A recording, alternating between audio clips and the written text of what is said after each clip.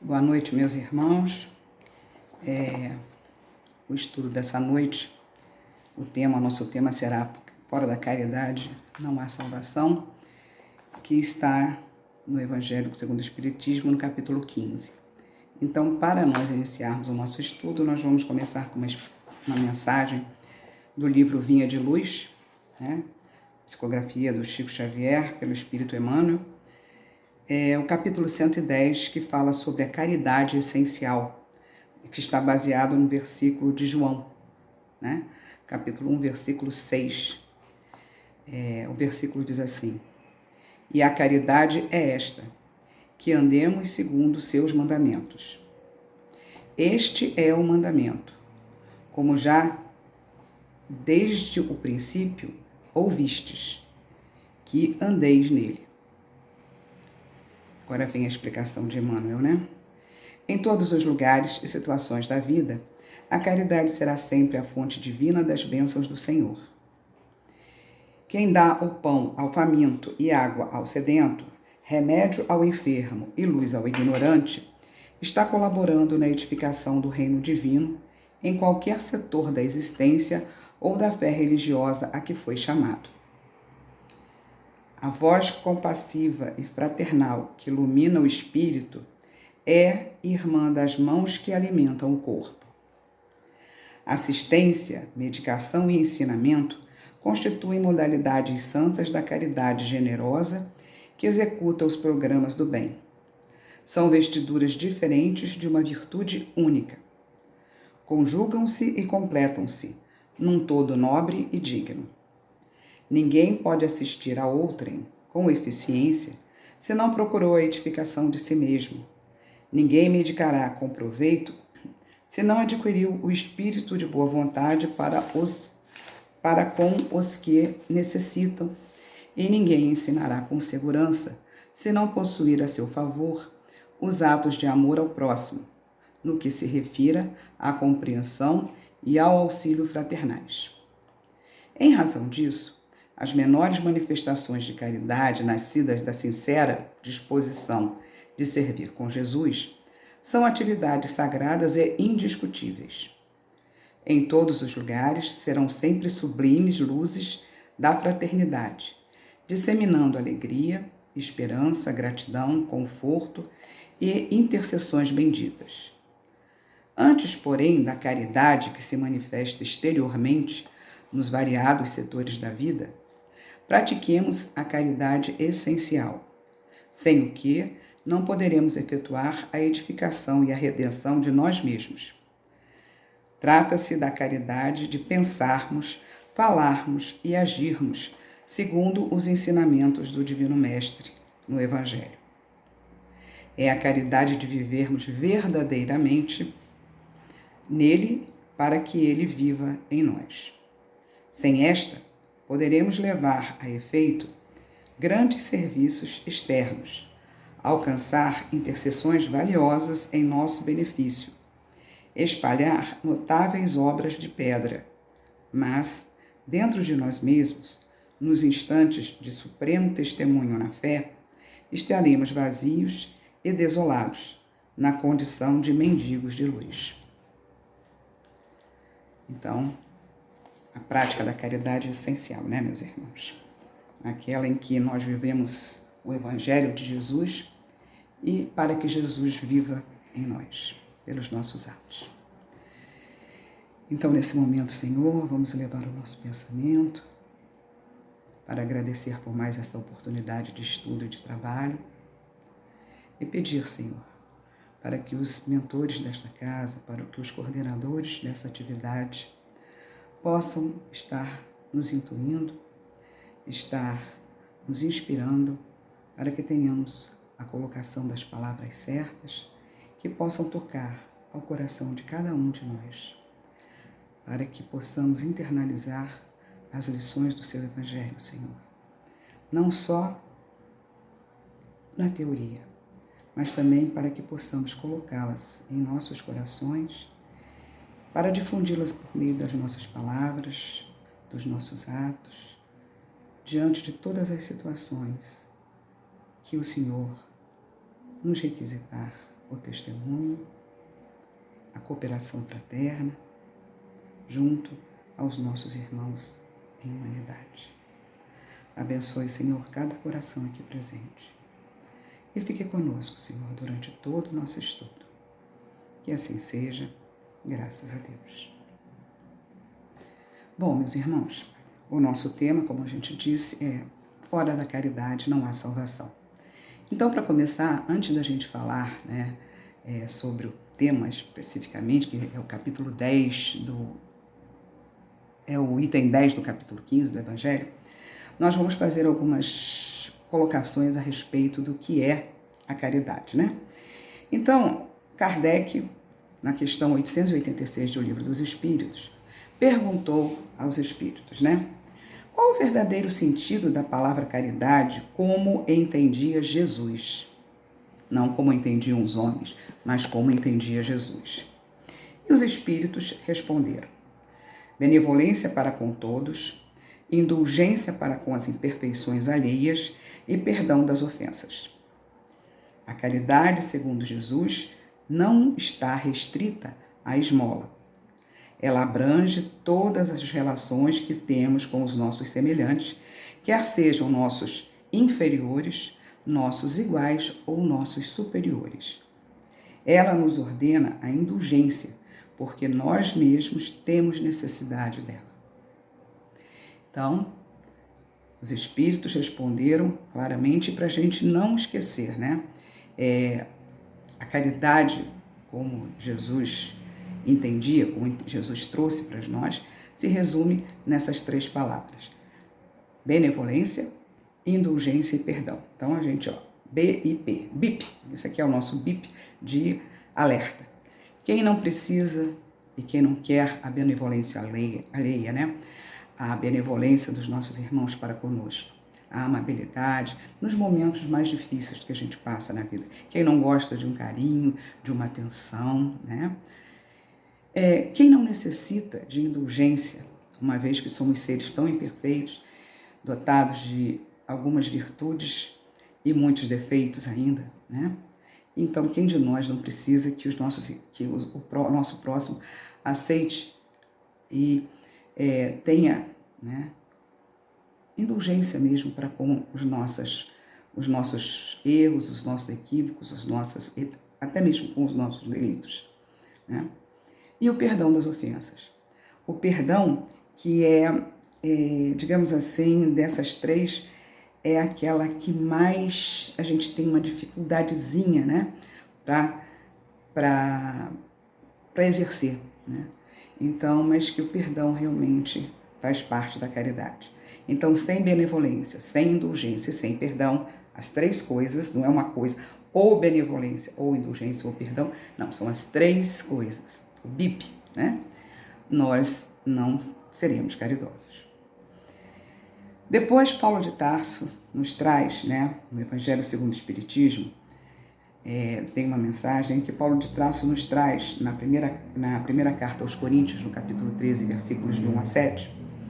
Ele traz o seguinte esclarecimento. Dentre essas três virtudes, fé, esperança e caridade, a mais excelente é a caridade. Então, a caridade estaria acima até mesmo da fé. E aí ele vem com a explicação.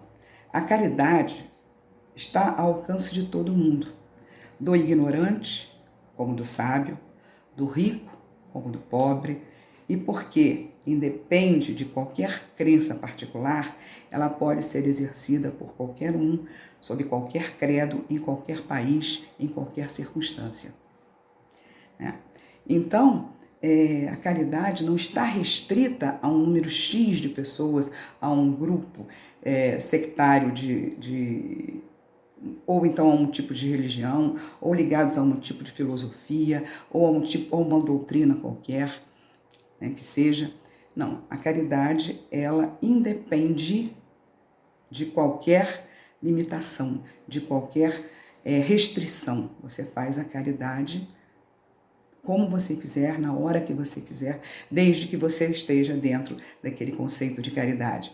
benevolência, indulgência e perdão das ofensas, né? Então, nosso tema é fora da caridade não há salvação, né? Por que fora da caridade não há salvação?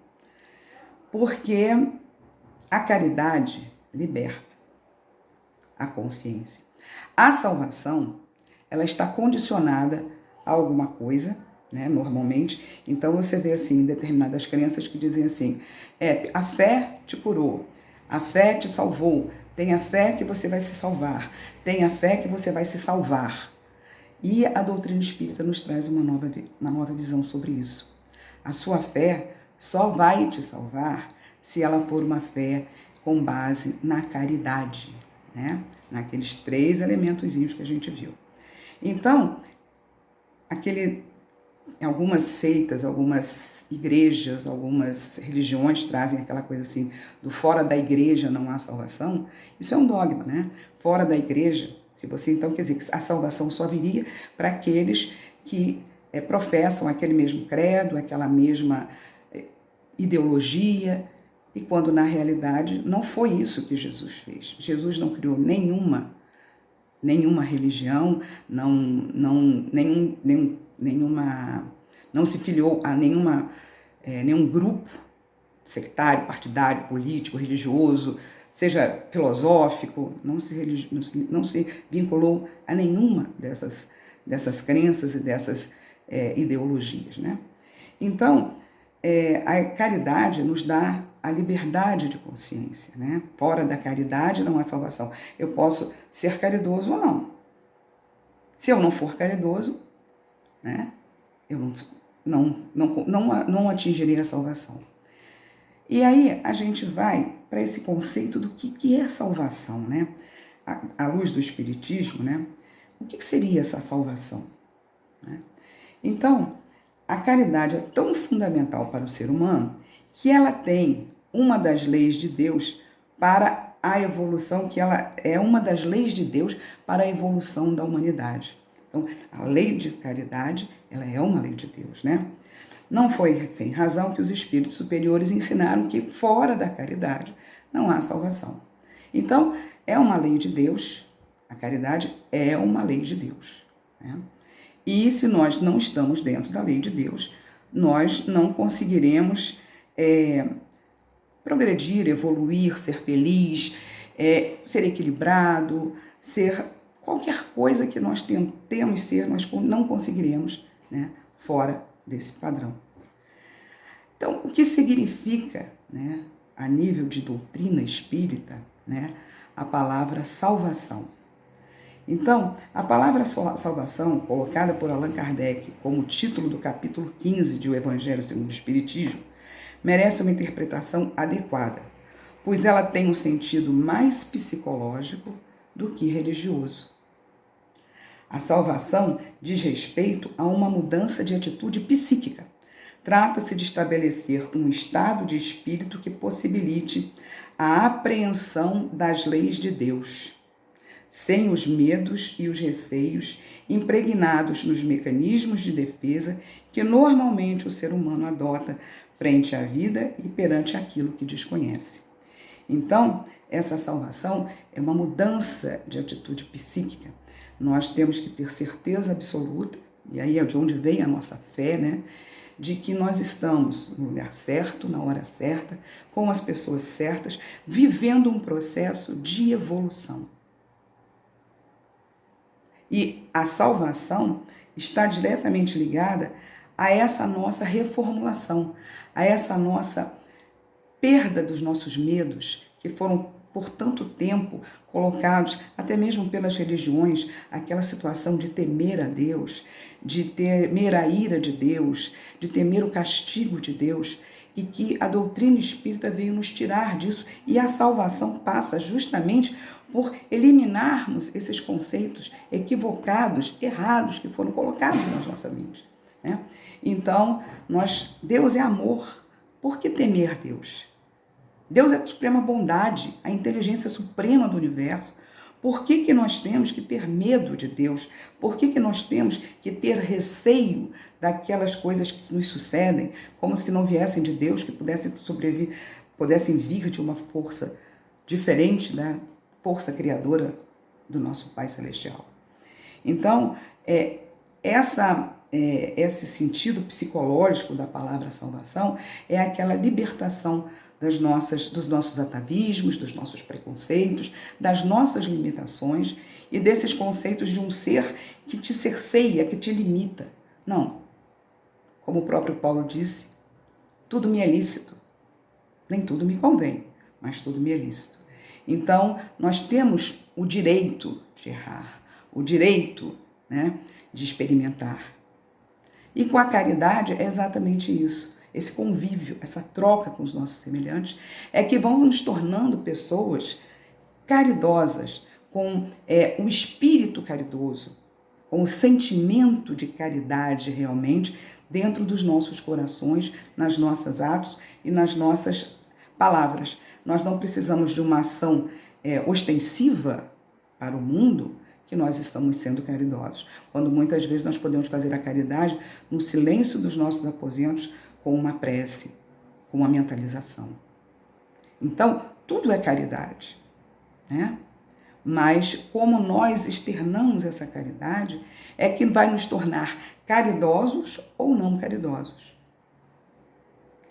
Então, agora, diante dessas colocações que a gente sabe que eram necessárias para a gente entender que o sentido da palavra caridade que o Espiritismo busca é aquele que Jesus trouxe, e o sentido da palavra salvação, né, que o Espiritismo nos mostra, é uma salvação não do mundo, né, não dos perigos do mundo, mas uma salvação de nós mesmos, né, de nós para conosco mesmo. É a superação dos nossos medos, a superação dos nossos preconceitos, a superação das nossas limitações, a superação das nossas faltas de fé, não em Deus, mas em nós mesmos, não acreditarmos na nossa capacidade, na nossa potencialidade, não acreditarmos na capacidade que Deus tem e que Jesus sempre viu, né, na nossa potencialidade, né? Jesus falou que tudo que ele faria, nós também somos capazes de fazer. Por que nós fazemos? Porque hoje nós ainda não estamos no estágio evolutivo que Jesus está. Então, esse é o motivo pelo qual nós ainda não conseguimos fazer isso. Mas nós vamos nos libertando e vamos nos aproximando cada vez mais de fazer pelo outro aquilo que nós gostaríamos que o outro fizesse por nós. Então, quando cada um de nós nos preocuparmos com o outro, a partir do momento em que nós nos superamos nas nossas limitações, no nosso preconceito, na nossa maneira de ver a vida, na nossa maneira de ver as situações que são nos colocadas pela vida, nós vamos estar cada vez mais capacitados a ter esse espírito caridoso, a ter esse comportamento caridoso, independente de estarmos ou não ostensivamente fazendo a caridade, que normalmente ela é mais material ou então de palavras vãs, a caridade que muito fala e pouco age. Então, para nós alinhavarmos agora, né, todos esses conceitos que a gente fez, que a gente trouxe até agora, nós vamos fechar aqui, né, com a leitura do item 10 do capítulo 15. E o item 10 fala fora da caridade, então a salvação. É uma mensagem do apóstolo Paulo, tá? Ditada em Paris em 1860.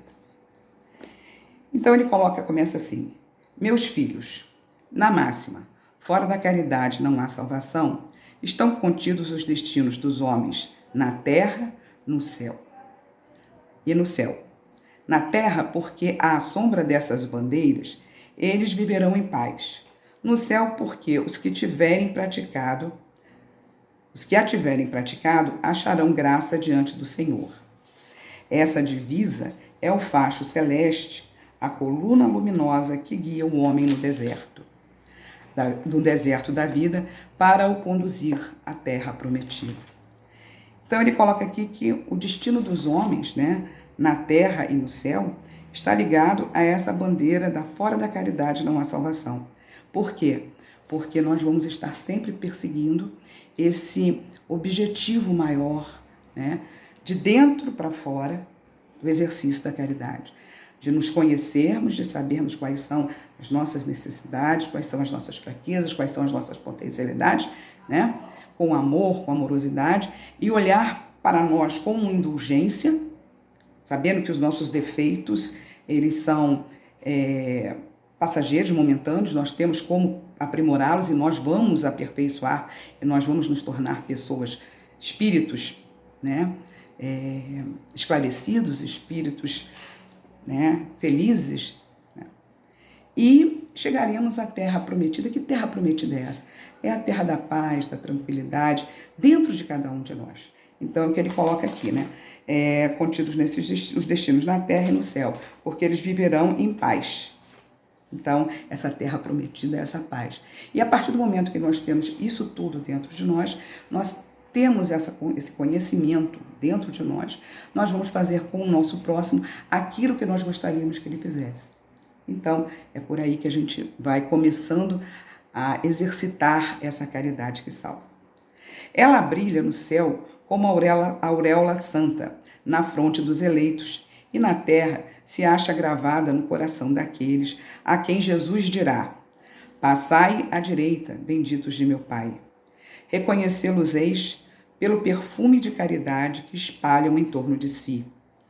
Nada exprime melhor o pensamento de Jesus, nada resume tão bem os deveres do homem do que essa máxima de ordem divina. O Espiritismo não poderia provar melhor a sua origem do que apresentando-a como regra, né? Pois ela é o reflexo do mais puro cristianismo.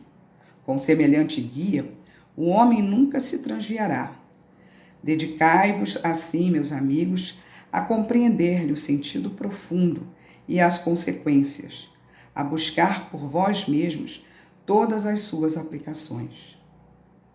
Então, o Espiritismo, a partir do momento em que ele trouxe como máxima, que os Espíritos nos trouxeram como máxima, a bandeira fora da caridade não há salvação, ele se aproximou e ele traduziu exatamente o que o Cristo veio nos ensinar. Fora da bandeira, fora dessa solidariedade, desse olhar indulgente, desse olhar benevolente, desse perdão incondicional para com o nosso próximo, nós não vamos conseguir, né, a salvação. Então, o espírito do cristianismo, né, é justamente esse, o amor pelo amor. Não é um amor só para mim, é o amor para com todos, desde o menor ser da criação, desde do mais ínfimo ser até o mais sublime, o mais supremo, até atingirmos Deus, né? A soberania, o entendimento maior do que Deus. Deus é amor e Jesus veio exemplificar esse amor para a gente. E o Espiritismo, então, traduziu exatamente isso na bandeira. Fora da caridade não há salvação. E não tem como nós dizermos assim, eu vou ser caridoso. Tá bom, vou ser caridoso, mas não tem ninguém. Se a caridade fosse individual, se eu não tivesse com quem compartilhar, se eu pudesse ser caridoso, eu comigo mesmo. Não, nós temos que exercitar a caridade no convívio com os nossos irmãos, no convívio com as imperfeições deles, porque nós também somos imperfeitos. Nós também somos impacientes, nós também somos, como é que se diz, cheios de altos e baixos, né? Então, esse exercício, essa troca com o outro, é que faz com que nós, nos conhecendo cada vez mais, sentindo cada vez mais a necessidade que temos dessa caridade, é que nos tornaríamos mais caridosos. Então, é esse processo de troca. É aquela coisa que eu sempre falo, evolução espiritual, ela não é um processo solo, não é uma carreira solo. Você pega e, não, eu cansei da minha banda, agora eu vou pegar e eu acho que eu tenho um potencial, então eu vou fazer sucesso sozinho, né? E não, nenhum projeto de Deus é carreira solo. é sempre uma carreira coletiva. É sempre uma carreira que um vai levando o outro, e aquele que está com mais dificuldade, a gente puxa um pouquinho, depois ele consegue andar lado a lado com a gente, num determinado momento a gente fraqueja, aí ele passa um pouquinho, mas aí ele puxa a gente um pouquinho, e nessa troca, nesse processo de troca, né, nós vamos evoluindo e vamos nos tornando espíritos mais felizes, mais puros, até chegarmos ao estágio máximo que a gente conhece, que é o próprio Cristo na Terra. Então,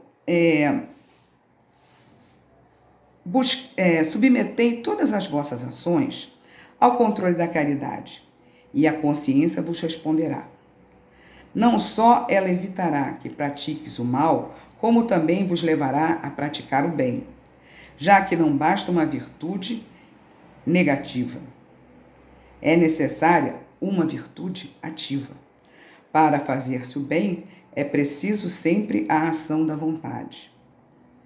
Para se praticar o mal, basta muitas vezes não fazer nada e ser indiferente.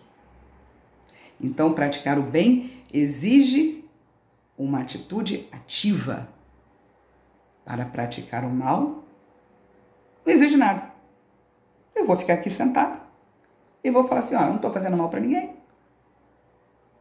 Estou aqui na minha, quieto, não estou prejudicando, não estou matando, não estou roubando, né? Não estou interferindo na vida dos outros. Aliás, eu não estou fazendo nada. Não estou nem pensando para não criar problema. Quer dizer, nós não viemos aqui, nessa escola abençoada da vida, para não fazer nada. A partir do momento em que nós estamos não fazendo nada, nós já estamos praticando o mal. Então, como a caridade é o bem, a caridade é uma virtude ativa, porque o bem exige a ação da vontade. Não fazer nada não é não praticar o mal.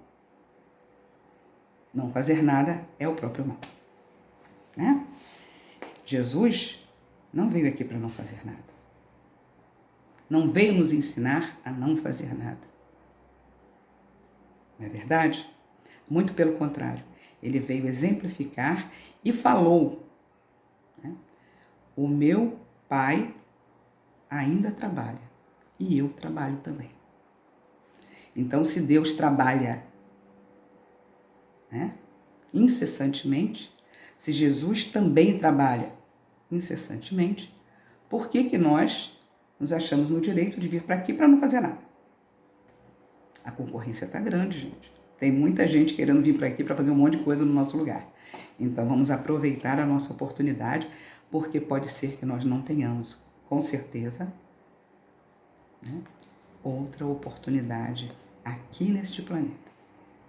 Pois nós sabemos que os tempos são chegados e mais do que nunca, né, nos tempos que nós temos vivido ultimamente, esses tempos estão cada vez mais com os sinais que nós esperávamos da regeneração.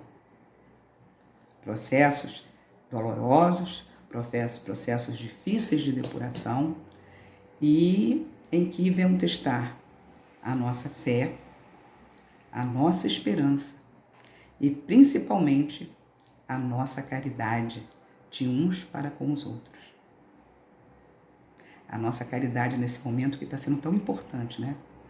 No meio de uma pandemia, de que ninguém, do isolamento social, quantas pessoas estão, né, nas lives, nessas programações que nós temos tido acesso pela internet, quantas pessoas estão doando o tempo delas com o objetivo de nos fortalecer, de nos trazerem mensagens positivas para que nós não desistamos, não nos desesperemos, não esqueçamos que somos filhos de Deus e que fomos criados para sermos felizes.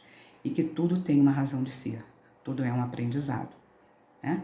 Então, essa caridade que eles estão fazendo e que toda vez que uma live termina, ou mesmo durante uma palestra dessas que eu tenho assistido, o próprio palestrante, o próprio orador, ele pega e agradece a nós, porque também se ele fizesse um estudo, se ele gravasse um estudo, que nem eu estou gravando agora, e não tivesse ninguém para assistir, né? Ele não poderia estar praticando a caridade dele. Então é um momento em que nós, que estamos aqui desse lado, agradecemos profundamente por vocês estarem nos ouvindo desse outro lado, né? Porque vocês estão fazendo a caridade de emprestar os seus ouvidos para as nossas conclusões, para as nossas interpretações do Evangelho, né? Então, vamos continuar aqui para encerrar a nossa mensagem, não? Né? Meus amigos, agradecei a Deus por haver permitido que pudesseis gozar da luz do Espiritismo. Não é que somente os que a possuem hajam de ser salvos, e sim porque, ajudando-vos a compreender melhor os ensinos do Cristo, ela vos faz melhores cristãos. Então, o Espiritismo, quando ele nos chama para a realidade nossa, para a realidade da proposta de Jesus, ele nos coloca em condições de termos mais tranquilidade para atravessarmos esses momentos de turbulência. Qualquer momento de turbulência. Agora nós estamos num momento de turbulência coletiva, mas quantos de nós estamos passando por momentos das nossas turbulências individuais, as nossas turbulências familiares, as nossas turbulências profissionais? Então, cada um de nós está dentro das nossas turbulências, né? E dentro dessa turbulência coletiva mundial, né? Que é a pandemia. Então, nós, como espíritas, nós temos o consolo de saber que tudo está previsto, nós não estamos à deriva, Jesus está no leme, né? E tudo está acontecendo da forma como tem que acontecer. E nós chegaremos ao porto, sim. Agora, a segurança de como nós vamos chegar e a tranquilidade como nós vamos chegar vai depender do nosso posicionamento diante das situações que serão apresentadas. Então, fazei, pois, com que os vossos irmãos, ao vos observarem, possam dizer que o verdadeiro espírita e o verdadeiro cristão são uma só e a mesma coisa, visto que todos quantos praticam a caridade são discípulos de Jesus, seja qual for o culto a que pertençam. Então, o nosso diferencial, né, é como nós vamos passar, não como as pessoas vão nos ver. Porque nós não temos que buscar os verdadeiros espíritas, nós temos que mostrar que nós somos espíritas e, por sermos espíritas, somos também cristãos. E o Espiritismo nos trouxe, né, o conceito do que é a verdadeira caridade, do que é a verdadeira salvação e todas as ferramentas, todas as técnicas que nós precisamos para conseguirmos chegar a esse porto de uma forma tranquila, de uma forma segura, tendo a certeza de que nós não estamos sozinhos e que juntos, como irmãos, como amigos, de maneira fraterna, com muita caridade uns para com os outros, nós chegaremos de uma forma bem menos sofrida, bem mais tranquila e mais fácil de suportar. A esperança que o Espiritismo nos traz é uma coisa assim que realmente faz nos entender, né? Diante das grandes dificuldades, das dificuldades que nós passamos nos momentos mais difíceis realmente da nossa vida, nas provas, e isso eu sempre falo para as pessoas que foram nos momentos mais difíceis que eu passei na minha vida, né? Em que eu descobri como o Espiritismo é bom, como ser espírita é muito bom, como ser espírita é realmente consolador. Eu descobri por que o Espiritismo é o consolador prometido por Jesus, né? Essa esperança que ele nos traz, essa certeza que ele nos traz, é que faz com que nós possamos ter um olhar para os ensinamentos de Jesus de uma maneira mais lúcida e de uma maneira mais tranquila, mesmo diante das dificuldades. Os cristãos, quando foram para os circos romanos, eles foram com a fé e com a esperança, né? Então, essa fé e essa esperança que eles iam, hoje, quem trouxe para a gente, provavelmente naquela época, nós talvez estivéssemos na arquibancada assistindo os espetáculos dos circos, né? Mas com o passar do tempo, dos sofrimentos, hoje nós estamos aqui buscando o consolo dessa doutrina, que é a doutrina de Jesus, o verdadeiro cristianismo redivivo. Então, meus irmãos, muito obrigado pela caridade de vocês nos darem essa oportunidade da gente estudar, da gente compartilhar esse estudo com vocês, tá?